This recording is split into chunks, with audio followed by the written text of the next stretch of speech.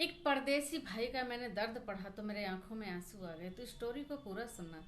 एक भाई परदेश चला जाता है कमाने के लिए, क्योंकि उसके घर वालों पर बहुत ज्यादा कर्जा हो जाता है।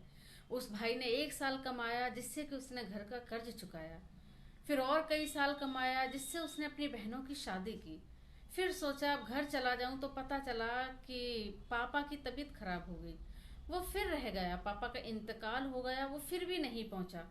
उसके बाद कई साल के बाद उसने सोचा कि अब मैं घर चला जाऊं माँ के पास, तो वो कहने लगा कि हाथ में तो कुछ भी नहीं है। माँ कहेगी इतने साल बाहर रह के आया, कुछ भी नहीं लाया। वो फिर वहीं रह गया। फिर माँ का, बहन का बहुत फोन आता है कि भाई तू बस वापस आ जा, मुझे कुछ नहीं चाहिए। हौसला बढ़ा, हिम्मत बढ़ी, मैंने थोड़ा इधर उधर से किया, कुछ मेरे पास था, मैं घर गया। अब मेरी बहनें शादीशुदा थी, उनके बच्चे हो चुके थे। मैं माँ से मिला, माँ बहुत खुश हुई। फिर मैं अपनी बड़ी बहन से मिलने गया, तो मेरे पास 100 रुपए थे, तो मैं अपने भांजे को देकर आया। फिर मैं अपनी छोटी बहन के घर गया, तो मेरे पास वो 100 रुपए भी नहीं बचे जो मैं उसको दे के आता। मैंने सोचा मेरी छोटी बहन है, मेरी बहुत करीबी है, समझ जाएगी। मैं उससे मिलके घर आया, तो माँ कहने लगी कि तेरी बहनों का फोन आया था।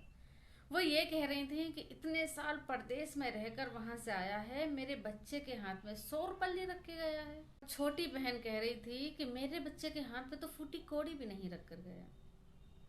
ये सुनते ही उसका दिल टूट गया, उसका चेहरा मुरझा गया। वो कहने लगा कि मैं इतने दिनों के बाद परदेश से आया हूँ, मैं अपना घर छोड़ के, अपनी खुशियां छोड़ के वहां कमाने के लिए। तो ये सुन के मेरे आंखों में आंसू आ गए कि जो भाई परदेश जाते हैं कमाने के लिए, कितनी मुश्किलों से गुजरते हैं। अपना घर परिवार खुशियां सब त्याग देते हैं, सिर्फ किस लिए? हम सबके लिए।